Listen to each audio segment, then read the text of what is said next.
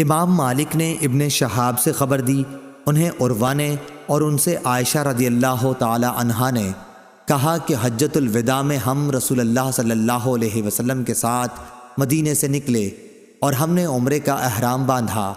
پھر آن حضور صلی اللہ علیہ وسلم نے فرمایا کہ جس کے ساتھ قربانی کا جانور ہو وہ حج اور عمرہ دونوں کا ایک ساتھ احرام باندھے، ایسے لوگ دونوں کے احرام سے ایک ساتھ حلال ہوں گے۔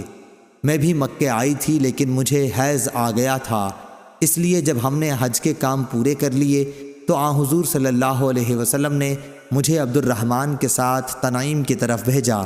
میں نے وہاں سے عمرے کا احرام باندھا۔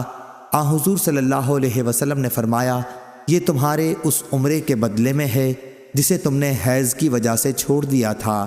جن لوگوں نے عمرے کا احرام باندھا تھا انہوں نے سعی کے بعد احرام کھول دیا اور دوسرا طواف منا سے واپسی پر کیا، لیکن جن لوگوں نے حج اور عمرے کا احرام ایک ساتھ باندھا تھا انہوں نے صرف ایک طواف کیا۔